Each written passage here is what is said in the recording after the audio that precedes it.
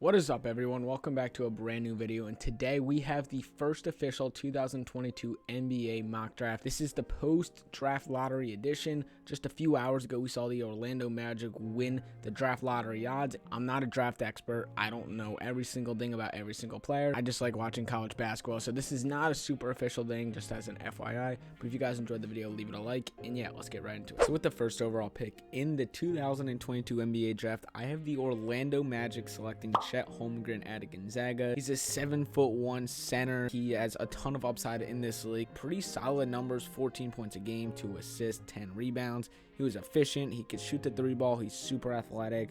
He has a great 7'6" wingspan. He could do basically everything down low on the defensive side of things. He was the WWC Conference Player of the Year for the Defensive Award. He was amazing, and I think him sliding into the Orlando Magic's young rebuilding team is going to be perfect for them. Yes, I do know they already have great young centers like Wendell Carter Jr., Mo Bamba, Jonathan Isaac's going to be returning. I think you go best scenario here, best player on the board, which in my opinion is Chet Holmgren. And I think they can push out a nice young starting lineup next year between Cole Anthony, Markelle Fultz, Jalen Suggs, RJ Hampton, Gary Harris, you have Franz Wagner, Chuma Okeke, and then, like I just said, your big situation. So I think adding a guy like Chet Holmgren here, he's not going to be a guy that's going to come in and maybe make an immediate impact, but I think he's more of a project player. I think he has the potential to be the best player in this draft class. In Orlando, I don't see a scenario where they're going to be competing right away. You have time to develop this kid, and I think he's going to be something special. So yeah, Chet Holmgren is going to go number 1 overall for me to the Orlando Magic. With the second overall pick in the draft, I have the Oklahoma City Thunder selecting Jabari Smith Jr. out of Auburn. It was really between him and Paolo Banchero, but I think the Thunder are going to take Jabari Smith. I think Smith is the best NBA-ready player in this entire draft. Yes, I do think Chet Holmgren might have the most potential, and that's why I have him going number 1. But I think Jabari Smith is the best player as of right now in this entirety of the draft. 17 points per game at Auburn as a freshman, 7.5 rebounds, 2 assists. He was decent with his efficiency, but he's a guy that could just do a lot of everything out on the court. He's really tall. He's a 6'10" guy with a long wingspan. He could shoot over any sort of defender. He could guard pretty much any position 1 to 5. Yes, he could maybe play a little bit of small ball 5 for this Thunder organization. I don't necessarily see it. I see him really being a power forward, at least of his early NBA career. He could shoot the ball. I love his post game. He has a really nice jab, 1-2 pull up. I'm super excited to see what he could do for this Thunder organization. We know they're really guard heavy with Shai Gilgeous-Alexander, taking Josh Giddey 6th overall last year. But besides that, I don't really think there's any guys on this team that are really set in stone and safe for the future. They have guys like Lou Dort, who I really like on the defensive side of things. He can knock down the 3 really well. I have guys like Trey Mann, who I really like, so I don't want to take another guard/wing for them. I think I want to go big. I really do like what Jabari Smith can do here. Yes, he could play, like I said, a little bit of small ball 5, but I think being the power forward for this team in the pick and roll with Josh Giddey, with Shai Gilgeous-Alexander, it's going to be perfect, and I see him fitting right in under Mark Daigneault's system from day 1. So yeah, beautiful pick here from Jabari Smith, going number 2 to the Oklahoma City Thunder. So with the third overall selection, I have the Houston Rockets selecting Paolo Banchero out of Duke. He was sensational there. He really looked NBA ready. He kind of reminds me of a bit of an undersized big. I think he could potentially play the center position in this league. The center position is kind of decreasing, getting smaller and smaller every year, it seems like. So I think Banchero will be a great fit for Houston. However, they did just select Alperen Sengun last year in the middle of the first round. They do have guys like Christian Wood, but I think it's going to be time for the Rockets to maybe move on from Christian Wood and try to develop the young guys like Paolo Banchero, like Alperen Sengun, build them next to Kevin Porter Jr., Eric Gordon, Jalen Green. So I do think that Paolo Banchero is going to be the right guy to play this position. I like his footwork. I think he's going to be a great defensive sort of wing guy. I don't know necessarily if he's going to be sensational guarding a lot of the bigs in this league. So it's going to be kind of interesting to see what they do. I think he could slide right in maybe at the 4 and then keep Sengun at the 5. But yeah, I think you got to go best available player right here. If you're Houston, just take what's on the board. Don't overthink the pick. And I think Paolo Banchero is going to be a great fit next to these guys. I think it's going to work out really well for them. So as we all know, the Sacramento Kings got very lucky in the draft lottery, moving up to pick 4, and I think this sets them up really well for the future. Obviously, just getting Sabonis, having De'Aaron Fox already, having some veteran guys like Harrison Barnes, a youngish center in Rashawn Holmes, I think they have a nice little situation, nice little young up-and-coming team going on in Sacramento. Hopefully they can make a playoff push. And I personally have them selecting Shaedon Sharpe here, technically out of Kentucky, but he's really coming right out of high school, almost having like a gap year, kind of just being able to work on his game really well after not playing in a single one of those games at Kentucky. Now, for those of you that don't really know a lot about Shaedon Sharpe, I can tell you that he is going to be a stud in this league. He's super athletic. He has really, really, really good footwork. He's quick. He's speedy. He's super well at finishing the rim. He's an okay defender, but I'm not super worried about his defense because you have guys on this team like a Justin Holiday, Davion Mitchell, who was a lottery pick for them last year at 9. But Shaedon Sharpe is going to be great on this team. Having another secondary ball handler next to De'Aaron Fox is really going to help him out really well. He can shoot the ball really well, really profound, coachable NBA player, and I'm excited to see what he could do at the next level. Shaedon Sharpe is going to be a bucket. You heard it here first, ladies and gentlemen. Sacramento Kings are taking him at number 4. At number 5, the Detroit Pistons, even though they got a bit unlucky in the draft lottery, I still do think they are going to get lucky here on draft night. They're going to get Cade Cunningham's running mate in the backcourt in Jaden Ivey. I love this kid. This kid is super fun to watch. He has a high motor. He could shoot the ball well. He's super explosive in the paint. He's not the best facilitator in the world, but that's why you have number 1 overall pick Cade Cunningham to facilitate. I think really just setting stone your backcourt for the future here in Jaden Ivey and Cade Cunningham is going to be huge for them. I don't love Killian Hayes. I could see him potentially being moved on from or just being that backup too. Yes, they have Marvin Bagley, they have Jeremy Grant, they have Isaiah Stewart, Sadiq Bey. They have some bright spots there, but I think just locking in your backcourt guy in Jaden Ivey, 17 points per game in college, 3 assists, 5 rebounds. He was efficient. He's got a nice, strong wingspan. He's explosive. He could jump out the gym. I'm going to love seeing Cade Cunningham and Jaden Ivey play well next to each other. I think they're going to complement each other really well. But I do think the time is going to come. They don't really need to be competing anytime soon. So over the next 2 seasons maybe, they could just try to develop those young guys and turn them into NBA superstars. And I think Jaden Ivey and Cade Cunningham could be one of the deadliest backcourts in the future.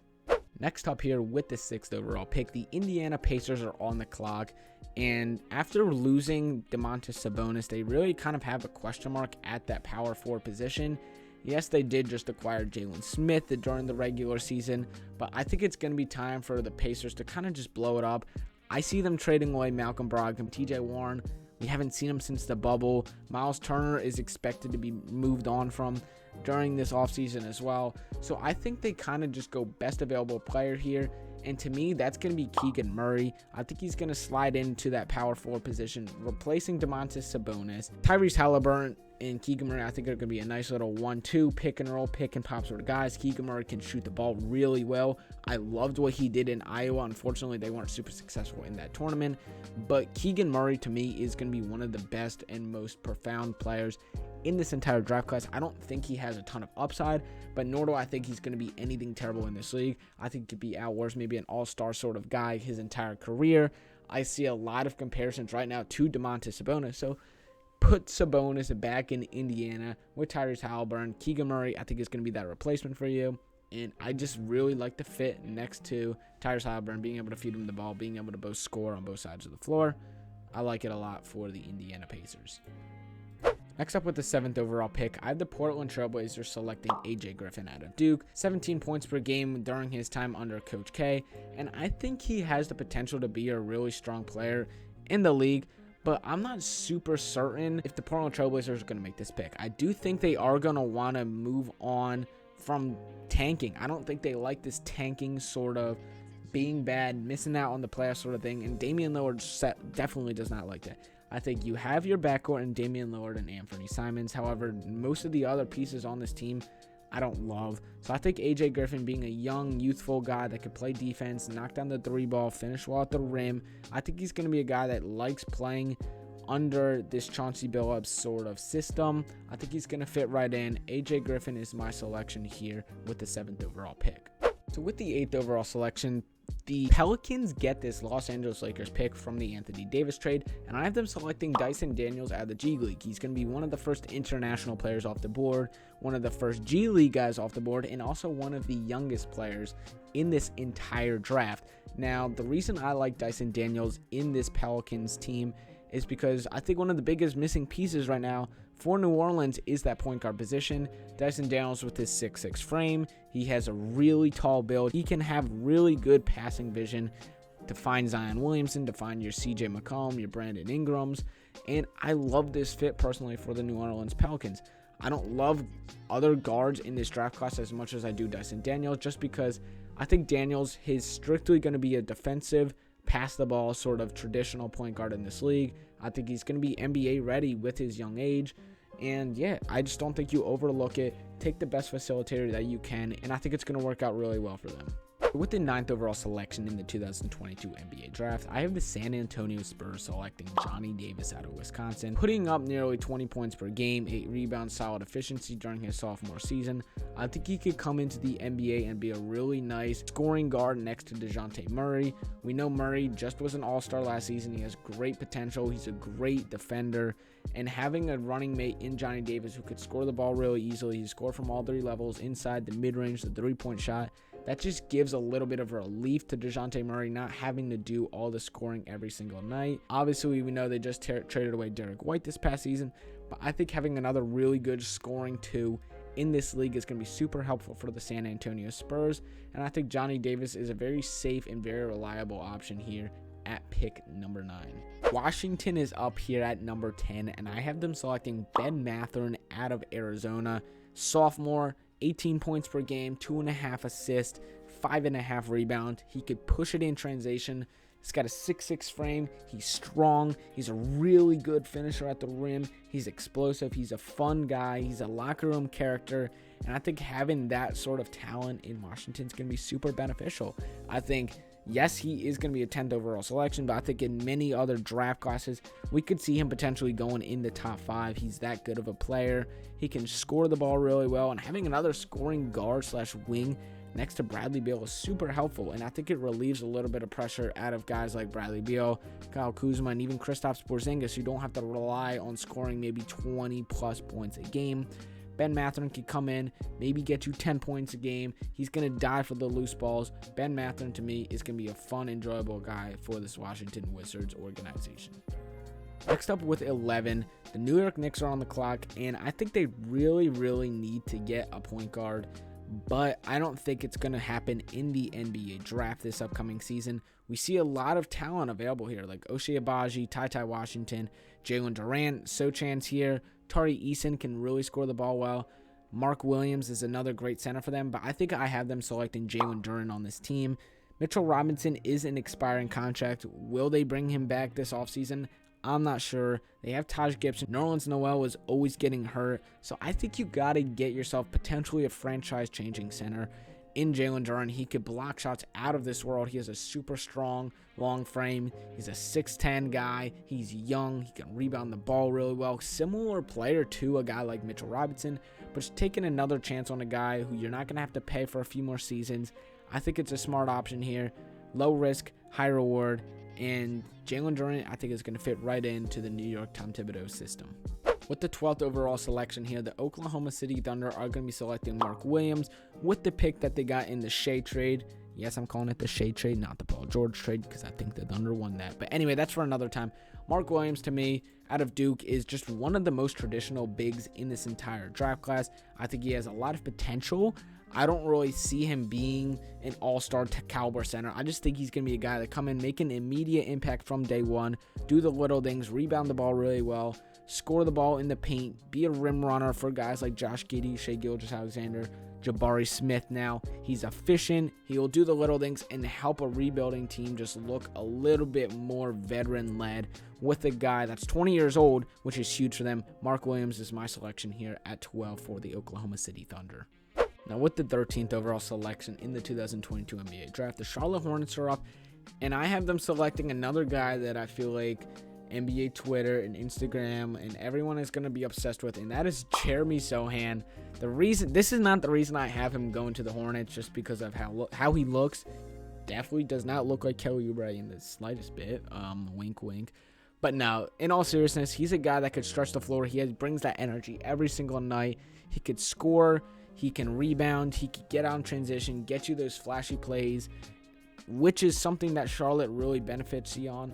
I do wish they could have gotten a center like a Jalen Duran or a Mark Williams here. However, I think Sochan, however you say his name, is going to be a perfect fit for them. I know that he is able to really just rim run. He's going to be able to catch lobs from LaMelo Ball, Terry Rozier, and I don't think that a guy like PJ Washington's really the long-term answer here. Hopefully they could find an answer with Jeremy Sohan. I don't know if Miles Bridges is going to be back next year. He is expecting to get a lot of money this offseason, so we'll see if he gets paid or not, but I think you got to add another wing/5 in this draft, and Jeremy Sohan is going to be that answer there potentially. With the last lottery selection and the last selection in this video, I have the Cleveland Cavaliers up here at 14, and I'm selecting Ousmane Dieng out of New Zealand. He's going to be one of those guys to come in and make an immediate impact in this league. He's a tall player. He can run in transition. He's a great pick and roll, pick and pop sort of guy. He can stretch the floor, knock down the three really well. He has a slow sort of game similar to like Kyle Anderson slow, but he's smooth with it. He can finish well at the rim. He's not the most athletic guy, but he does the little things for you. And I think having a guy like that for the Cleveland Cavaliers to maybe slide in that forward position off the bench, maybe replace a guy like Isaac Okoro in the starting lineup potentially, I think it's going to be huge to just have some sort of other option off the bench to run with your Colin Sextons, your Darius Garlands, your Jetty Osmonds long term. I'm excited to see what he can do for this team. Ousmane Dieng is going to be a nice pick for the Cleveland Cavaliers here, raising a lot of stock coming up into the draft. I think we'll hear this guy's name a lot come draft time. In a lot of mock drafts and a lot of big boards. Alright, so that is going to wrap up the video. If you guys enjoyed it, please leave it a like. Again, like I'm saying, I'm no draft expert. I know not a lot about this draft, if I'm being completely honest with you. I've watched college basketball. I've done a little bit of research. I'm just a Thunder fan. I'm a basketball fan. I love seeing every single team in the league succeed. These are just my predictions. I doubt I'm going to be right on maybe half of them. Let me know if you like what I did for your team. Also, let me know if you want to see an entire first round. I can either start from where I'm at with the Hornets back up again here at 15, or I could completely start over. I could do a draft with trades. I'm definitely going to be doing a few more mock drafts before the actual NBA draft happens in July, I believe it is. But yeah, if you guys enjoyed the video, leave it a like, comment down below, subscribe if you are new, and I'll see you guys on the next one.